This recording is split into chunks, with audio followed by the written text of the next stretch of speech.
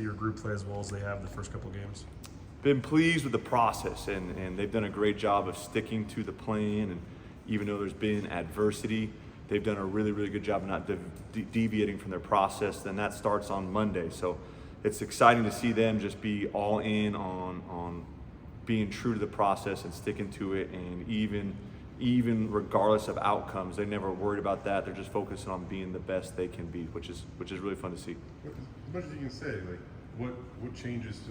Have there been changes in the process? Have they just been doing a better job at the process? Yeah, it's just every year, you're with guys, you just get more efficient. They kind of know the coaching points, so you can kind of go to that next level. If you're always just talking about stance, it's hard to get to the, fundamentals of all the other things. So they just have done a good job of embracing those initial coaching points and parts of the process where we now can kind of like progress to the next stage, which has been fun because they're ready for it. They're like hungry, like they want that next stage. And if I do what we do last year, it's not going to be enough for them. They kind of want the next level of film study and making sure that they're taking care of their business Monday, Tuesday, Wednesday, Thursday. Obviously, plans changed in fall camp a little bit, and you had to move some guys around. What was the conversation like with Garrett Kern going to center? How did he do accepting that? So Garrett, he should be playing Texas Hold'em, because when we brought that up with him, he didn't even flinch, he didn't even bat an eye. So if we were playing cards, I would have had no idea he had pocket aces, because he just was like, yep, I got it. I'll handle that. If that's what the team needs, I'll be able to do that. So he's been really impressive, and I think that's what's kind of set the stage for the rest of the season is, again, adversity popped up early for us in fall camp, and one of our leaders stepped up extremely quickly and didn't ever BCD or make a big deal about it. It's like, oh, team needs me to play center, I'll go play center, and everyone's kind of fed off that in the course of the beginning of the season here. I know he practiced there previously, but what about him makes him capable of making that move? Again, it was center, there's obviously some physical things. Can you climb the second level? Can you handle a zero nose guard? Can you snap the football? But the biggest thing is are you okay having all the pressure on you every snap? So him and Talon, they touch the ball and have to make a critical decision every single play of the football game. So if he has a bad step or a bad snap, just like Talon, both those guys, everyone sees it. So it's a lot of responsibility. It takes a special person mentally to be able to kind of handle that. And Garrett, he's at that stage of his career where he's done a really, really good job of handling that and showing to all the younger guys, this is what it looks like, to be okay with having a little adversity pop up and being able to roll and keep marching in the direction we want them to go. You guys always talk about, wanting to, enforce the enforcers, kind of, be tougher, all that stuff. When a guy like Roger, penalty, you don't like penalties, but at some point when you're watching the film later, are you like, man, I'm glad this guy has got the right mindset? Yeah, so that's you definitely never wanted penalties, and that was kind of a critical penalty that pushed us back. And we had a similar, Garrett had a similar penalty last year against Air Force, where it kind of knocked us out of field goal range, and we didn't have to pay the ultimate price there. But Roger has that makeup, he has that mentality, and before the game I had to calm him down a little bit. He's still a young player, he's still a young guy, he's still a redshirt freshman, and so it's fun just to see him every game, kind of learn him a little bit better and help him kind of grow. So he's playing at his best, every single week, just trying to find a way to get a little bit better. Are there guys like Roger that surprise you? He's such a nice human, and then you say you describe him like that. What flips his switch, or what's it like, I guess, to see his switch flip? That's one of the special things about football, is you can do that. You can find this spot in your soul, and even though you're a great person and hard worker and great in the community, and he's great with he's got a bunch of little cousins and nephews, he's kind of awesome with them, he's kind of the leader in his family. Once he steps on that blue, he freaking flips the switch. So it's fun. That's one of the cool things about football, especially being an offensive lineman, is you get those guys that have that kind of mentality where off the field they're great, and then once they get inside the paint, they become a different person. So it's awesome. It's awesome to see. And something you got to cultivate and continue to get better. It's just like a muscle. The more you do it, the better you get at it. I'm sure you thought he was ready, or you wouldn't have, made him the starter. But through 2 games, has he even exceeded what you guys had hoped he would to this point? Yeah, physically, he's done a great job. And again, he was ready kind of for all the non-physical stuff. So the physical stuff is he's going to get bigger, he's going to get stronger, he's always going to be improving his footwork.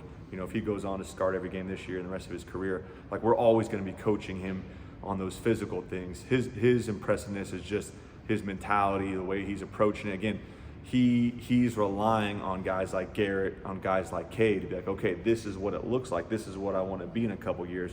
Let me just do a really good job of seeing what those guys are doing, and I'll just copy everything they do. So there's a road, there's a path. That's the special thing I think about being at Boise State. There's a path for us to do whatever we want to do. All we have to do is just follow the plan. And that sounds awesome, but that's hard to do. Like when the plan's at 6 a.m. and your body's really sore and you're not winning, like it's hard to stay on that plan. It's easy to deviate, but like our guys have done a really, really good job of just sticking to the plan, right, and helping each other, right? It starts leading themselves. They've been doing a good job leading themselves, and that in turn has just kind of elevated the room. We saw some other guys get some action in that game. Was Ethan? Was that something with Cage, or were you just trying to get Ethan some reps there? Or was Just want to get guys rep. Offense line's a unique position where receivers you're rotating guys, tight ends you're rotating guys, defensive linemen you're rotating guys. So often offensive line you kind of want the 5 guys there, but then inevitably, as we all have seen, like week 6 something pops up and then someone has to play. So we just wanted to make sure everyone's getting reps, everyone's developing over the course of the first half of the season, because we want our guys to get better every week. It's not like they're all just set in stone for the rest of the season. We want those guys to improve, and the only way to do that is to get those game reps. How tough is Ben Dooley? I mean, we saw him leave with what looked like a nasty injury there, and then he's back there the next drive. Yeah, he's got that wrestling background, so he's extremely, extremely tough. And again, he's gone through a bunch of adversity, and he's able to handle it extremely well. And so proud of him just to see him back on the field. Just that he's out there playing at such a high level is awesome, and it's inspiring to other guys in the room. Like again, they've seen him at low points when he's had some injury issues, and he's been great this year. So he's another guy that's kind of leading by example. Doesn't need to do a lot of talking because everyone knows just exactly how tough he is. I think it was Ashton had a 17 or 21 yard pickup in the early in the second half, and I think it was Roger and Cade that pulled all the way around from the right side to the left side. When it comes together like that, like I know you guys are like these physical behemoths out there, but it almost like turns into a symphony when it works like that. Like how cool is it when it kind of comes together like that? Yeah, I always think like everyone sees the marching band. Playing offensive line is like the marching band performing, except for there's people trying to knock them off their formation. They're trying to disrupt them from doing their instruments. So that's where it's such a balance of being physical, but also having to be light on your feet, having to change direction, having to put your hands through someone's chest, but that guy's moving. It's not like it's a sled. So it's always really fun to see when it all kind of works together. Sometimes it seems like that play in particular, it seems like it's happening in slow motion on the field, and you kind of just see it, and you know it's going to work out to be a positive game, especially with our backs. We know we give those guys that much daylight that they'll turn that into an explosive play. I'm assuming those guys like doing that though too, right? Oh yeah, and they talk a little trash. Are we going to call us more to the left? Are we going to call us more to the right? Who's a better athlete? So they get a little fun and make it a little competitive. We haven't heard much about Cage, which is probably the best compliment. Best compliment for left tackle. Never hear his name ever brought up. Yeah. How would you evaluate him through 2 games? He's done a good job. And again, the unique thing about our first 2 weeks is we play our first opponent. They have what other people say are NFL caliber edge players. So we get to kind of see where we're at with those level guys. Last week, week 2 opponent, we got inside guys that are supposedly NFL caliber players. So we get to kind of see where we match up. And as we move forward in the season, that's kind of what this non-conference is. It kind of sets you up where you go later in the season. You kind of see where our identity is going to be, because you kind of think you know your team through fall camp, but you don't really know after you get a couple games on your belt. So you can see what specific guys can handle, what they can't handle. I think this time last year, it seemed like everyone wanted to just bash on the offensive line. This summer, it was, hey, offensive line's a big question mark. Now we're 2 games in, and people can't stop raving about the offensive line. How proud are you of your guys, and is there any vindication for your guys and yourself? It's tough because like when you look for outside vindication, it can be given to you, it can be taken away right away. So it's really difficult for us to kind of completely rely on that. What we try really hard to do is earn the respect of the guy next to us in the room. So that's where like it's just worked out. Roger's a young guy, Cage's a young guy. Those guys have to earn the respect of the older guys. You got guys like Garrett and Cade. So it's kind of got this little synergy going where like no one assumes that they've earned it. Like they have to earn it, they have to prove it, and that's what they're doing. It's kind of raised our level of play. So it starts in the room with those guys just proving to each other, like, hey, we've worked extremely hard. We've been up there running those decks, doing what other people aren't willing to do. Now let's go put that together on the field and let everyone see. I see scouts at every practice. I'm trying just to pinpoint who I think maybe the NFL kids are on this team. And I think about Garrett Curran. I think about Kate Beresford. I mean, do the scouts talk to you about it? Or what's your thought in the future? I mean, do you think these two guys have a shot in the league legitimately?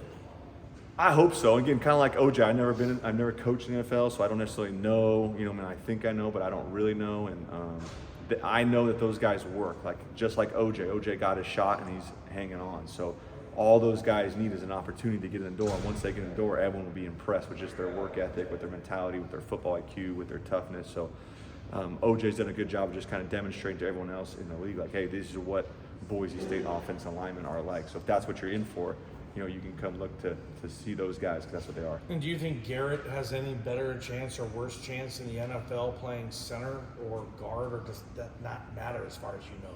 Yeah, I don't think it matters. Again, the NFL, that's just a different beast because they have 8 offensive linemen. Like their roster's so small. Where we have 18 guys, so that part of it is just different, just with the numbers. And you have to be able to kind of be a little bit more position versus. That's where OJ's nice because he can play multiple different positions. Do you feel like you guys are more athletic on the offensive line this year at all? I mean, with all like the screens and stuff, you ran at times. I mean, there's a couple times with Washington where Rodgers like 50 yards downfield, I mean, that's a big body to be moving that far downfield. Yeah, that's a testament to our strength and conditioning staff. They've done a phenomenal job of getting these guys first to buy in the winter, and so they're willing to put that work in because those guys work extremely hard, and there's a great plan in there on how to develop those guys. And the other day, me and Roger were walking back from dinner, and the strength coach said, like, nope, go back in there, eat another plate, like your weight is down a little bit. So they're always monitoring them and trying to help them be their best. So they've done a phenomenal job in the strength and conditioning department. One more for me. Is it fun to watch for your group to go back and kind of watch Ashton Genty do what he does? And going back to that previous question too, like if you guys do get downfield and even get in somebody's way for a second, you got to house it. Yeah, so that's sometimes the fun part about Sundays is because a lot of times those guys don't see the plays, they're blocking, so they'll go back, hey coach, let's watch this play, like how did Ashton make this guy miss, or I didn't see him jump over that player. So, and the tailbacks do a great job of pass protection, so lots of times we throw a long ball and they're in there like stoning the linebacker on a blitz, so those guys get juiced to see the tailbacks make plays. Hey, Coach, thank you. All right, yeah.